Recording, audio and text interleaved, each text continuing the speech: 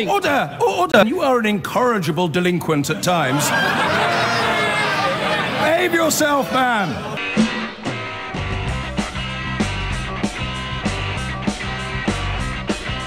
I've been going out with a girl, her name is Julie, but last night she said to me when we were watching telly. Rose is in Malvern, Valerie's in Hove. Hello, both.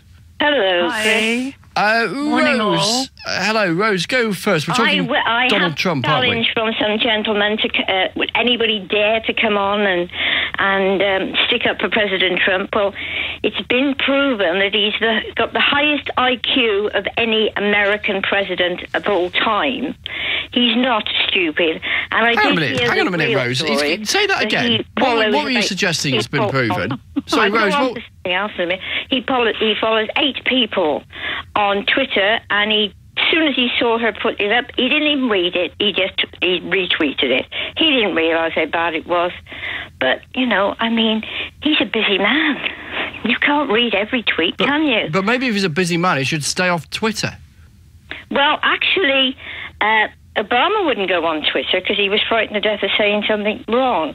But we're all on social media. We're all on Facebook. Twitter is the new way of communication. And let's be honest, nobody forgets a day goes by that he hasn't had his name spoken on the news. Everybody's trying to destroy him. I just feel sorry for him.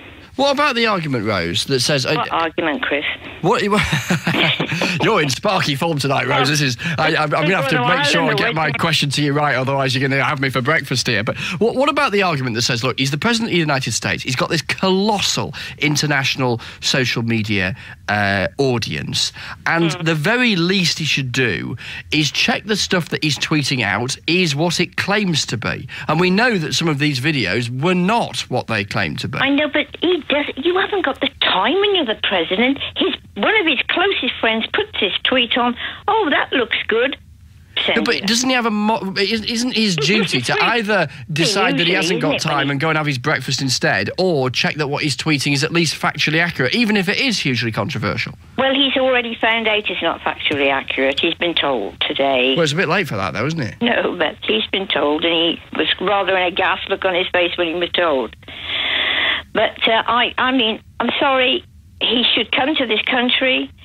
Everybody said, people on your program, oh, he's the most ridiculous, he's stupid. He's the President of the United States of America. He got more votes than the person that he was standing against. Well, he didn't, did he? But he did. I mean, he won, and he won fair and square. But he didn't actually get as many votes as Hillary Clinton. Let's bring in Valerie in Hove, because Valerie, you can talk to Rose, and Rose to Valerie. Hi, Valerie. I think my head is going in circles here because everything she says is such rubbish.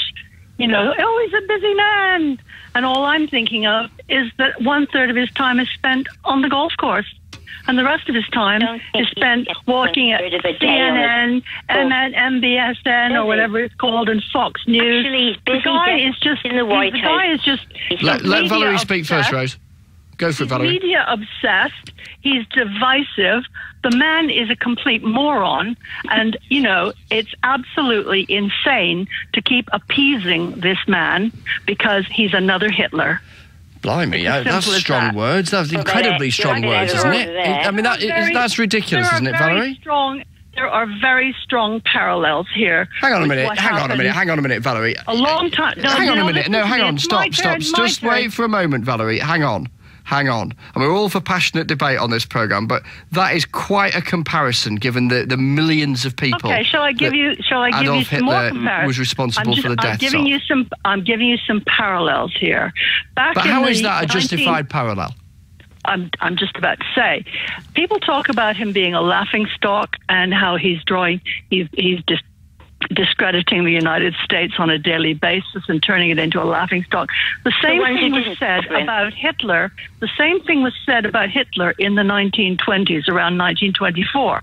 And the fact is, eventually, he progressed, and people like Chamberlain, the Prime Minister of our own country here, were appeasing him. History has not been kind to the way this government, our government, mistreated Hitler in the years before the Second World War. And the word appeasement is there the whole time. Okay. Because people were thinking more and more about... Tell you what, Rose and Valerie, pause your thoughts there, if you may, because there's clearly more to be had in this conversation, and probably not like it's been much of a meeting of minds between you, but it's fascinating hearing your perspectives, and we'll speak to you again, if we may, in just a couple of minutes. 08085 909 693 for your calls between now and 1 o'clock. Let's resume the rather sparky conversation we were having just before the news and sport with Rose in Malvern and Valerie in Hove.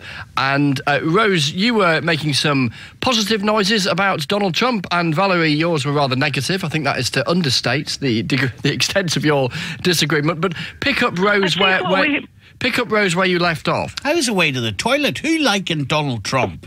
I did, Stephen. Was that you, Valerie?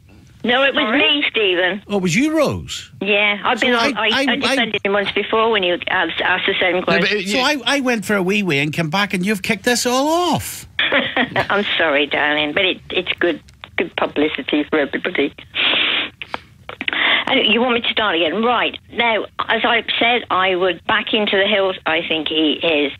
He just makes me laugh. He's so different to Obama. So different. And Obama is so worried that he actually got a meeting in... he just wants to get back in next time. He wants to get him out and get back in. And he's a meeting with all the Eastern presidents. That is absolute garbage. That is such garbage. Really? Obama has no interest in becoming president for a third time. That's not even legally allowed. And the fact is, you've got to start waking your ideas up. We don't want a comedian in the White House. Why do you want a comedian in the White House? Why do you think having a comedian in the White House who spends a third of his time golfing instead of looking for people to fill the jobs that he's supposed to be doing? Hang on, Valerie, that's not true, is it? He doesn't spend a third of his time on the golf course. I just said that. That's 6 hours a day, 7 hours a day. No, there's something like 30 or 40, 50, I can't remember the exact number of days, but there are people who are keeping score. He has spent days and days on the golf course, and they're almost always his own golf courses. So, he's dragging a lot of... his money then, is he? Yes, he is. He's wasting the country's money because the country has to spend money on the security in that place instead of the official presidential places. My point, the reason I rang in is because we have to start making a very serious distinction here between diplomacy and appeasement. And at what point does diplomacy turn into appeasement and allowing a spoilt brat to get away with blue murder? This man is getting away with incredibly bad behavior. And he's not doing his country any favors. He's not even bothering to do any governing. Do you know the other thing, Chris? I was reading an article yesterday. Sorry, and Rose and Valerie. We're all talking together. We're all talking together here. I was reading an article yesterday where there was a journalist, I think it was in the Washington Post, who was pointing out that, look, if you look at all of these celebrity news anchors and other people in other walks of life who are losing their jobs, and rightly so, because they have had, an allegation or allegations of sexual harassment made against them. And here you have the President of the United States keeping his job when that tape clearly indicated that he said in his own words about grabbing a woman without their consent.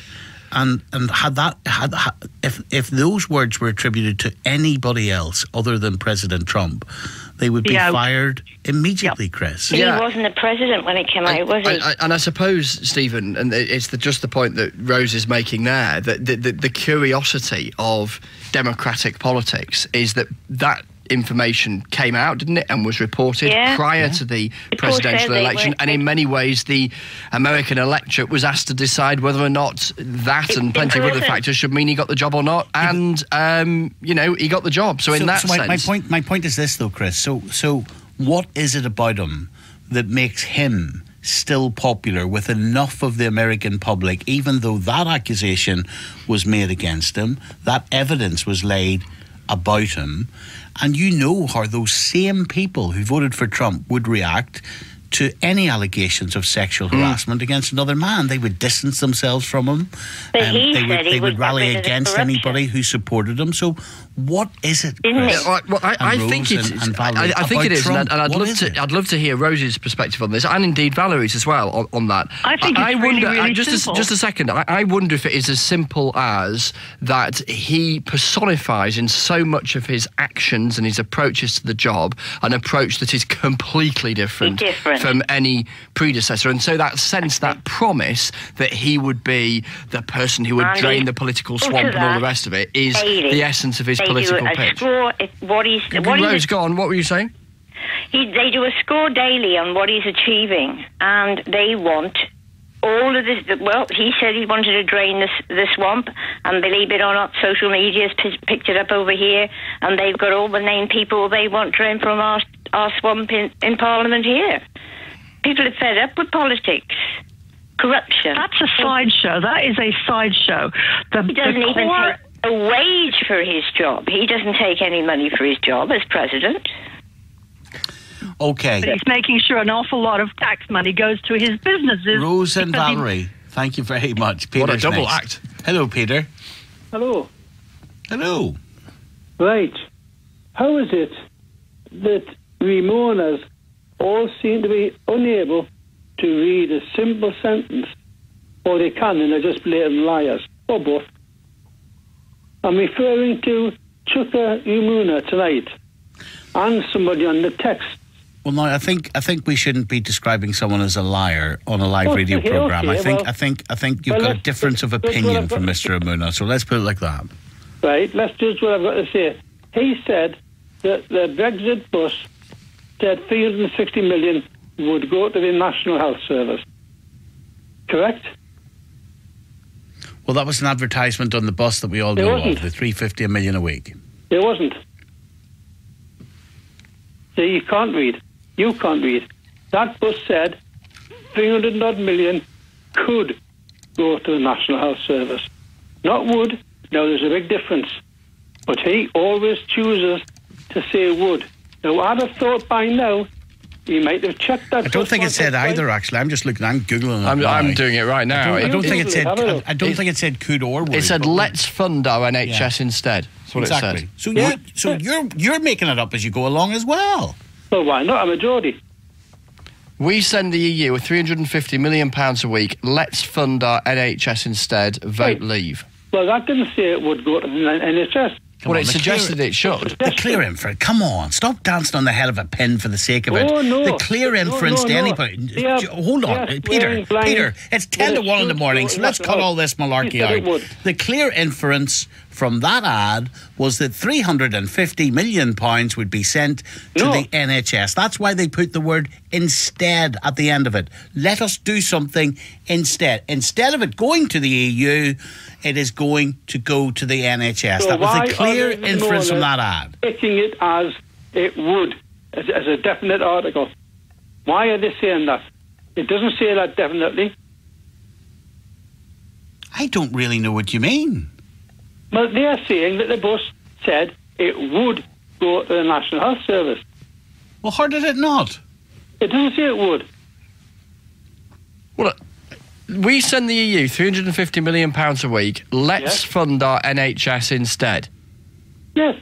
Well, it's a suggestion, not a deal, not a... Come on, Peter. What? Come on. Selective reading. There's very... what? What do you make of this? What do you make of this divorce bill, Peter? Give them 200 billion if they want. If they'll give us all the lives we spent pulling out the fire in the First and Second World War. Peter, thank you.